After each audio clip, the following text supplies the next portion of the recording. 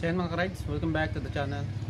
So sa video na to, ayan, unboxing at review tayo ng product na to. So ito yung Extreme One Nano Gel battery. Okay? So itong battery nito, pangmasa pero may ibubuga. Tara, tignan natin to. So yan, unboxing tayo ng ating Extreme One battery. Okay, tara. Ayan, mapapansin nyo, ito yung maganda rito. Pag bumili kayo matic seal dyan, ibig sabihin bagong bago siya mula nung ginawa. Okay? Ayan.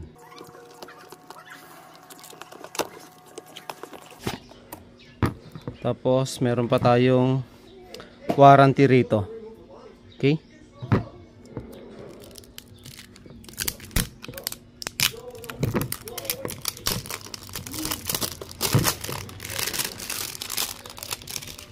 So ito yung tsura ng ating battery.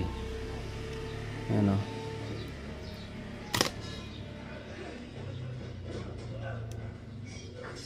Okay, ganda. Tapos syempre may kasamang 2 pairs ng stainless bolts. Okay, yan. Napaka-secured. Okay. So bakit tayo nag Extreme One Nano Gel? So bukod sa ito, mas maganda na to sa mga wet flooded na battery. Yan, yung mga lead type na battery. Yan, mas maganda na to. Okay? Tapos, maganda rito kasi mapapansin nyo tong 140 cca. Di hamak na mas mataas yung cold cranking amp nito compared sa mga lead type na battery. So, ano ibig sabihin ng cold cranking amp? Yan. So, pag mas mataas to, ibig sabihin mas malakas yung battery power natin para mapa-start yung engine natin. Okay? So maganda, mataas siya, 140. Then papakita ko dito mamaya kung gaano lang karami or kalaki yung cold cranking amp ng battery na yon. Okay? So yan, bago kayo install, testingin muna natin. Okay? So meron akong battery tester dito.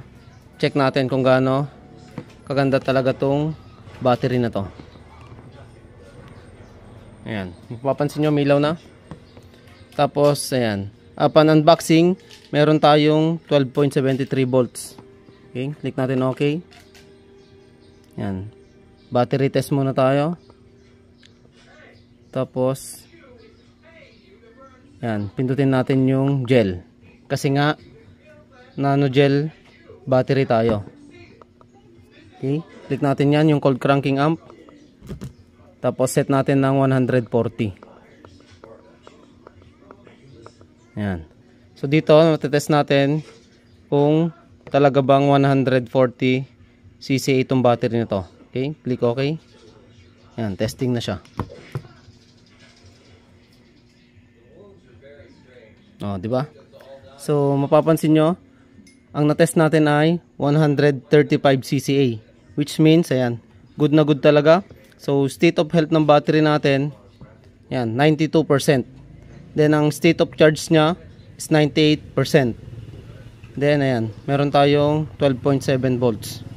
Indicators or indication, ayan, good battery. Okay?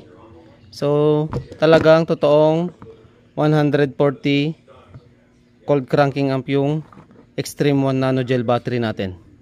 So maganda rito, hindi tayo niloloko ng Extreme One. Okay? So dyan pa lang panalo ka na. Ngayon, kabit na natin to sa ating motor. Tara.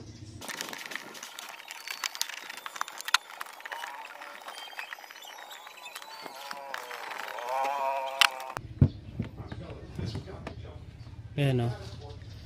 So mapapansin nyo sa battery natin, mababa yung cold cranking amp nya. So 90 lang. So ganun kaganda yung ating Extreme One, which is ito. Ayan, 140 yung ating cold cranking amp. So pag mas mataas to, mas maganda kasi mas malakas yung power ng battery para mapa-start yung motor nyo, yung engine nyo. Okay? Ito lagay na natin. So ito yung timbangan natin. Tapos ayan, ting stock, ting ating extreme 1. Okay, nahin na natin yung extreme 1. So yung kilo niya ay 1,837 grams. Okay, so malapit na magdalawang kilo. Pero itong stock, ayan o, 1,959. So mas magandang 100 grams higit itong extreme 1 natin. Okay, so ayan, kabit na natin to. So ayan, lalagay na natin. Okay, ayan o. So maganda rito, fit na fit siya, walang kalugo-lugo.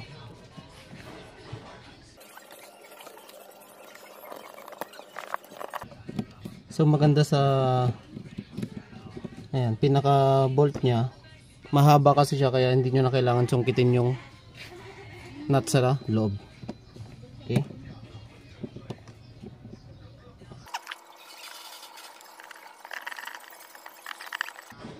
okay, so okay na. Ayan, lagay natin itong takip. Ayan o. Okay, walang problema. Tamang tama yung sukat.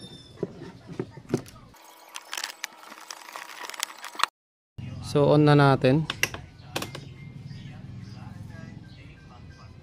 Yan. So mapapansin nyo, wala na rin yung blinking natin dito sa may key indicator. So sign kasi to na may lobat na sa battery natin. It's either battery ng motor or battery ng remote. Okay, ngayon punta tayo sa battery voltage natin.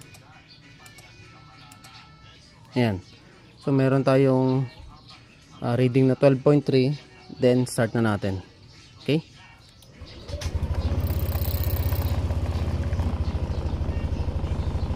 so ayan, papansin nyo tumataas na 13.7. ayan, 14.4. okay, and mapapansin nyo nung ni-start natin walang voltage drop na nangyari dito or hindi nag-blink yung ating dashboard. Okay, so yan, ibig sabihin goods na yung battery problem natin. Okay, ayan. Tapos mapapansin nyo ito na siya. Ayan. So para sa mga NMAX users, ito yung code natin. Ayan, YTX 5A-BS Nanogel Extreme 1 battery. Okay, ride safe, peace.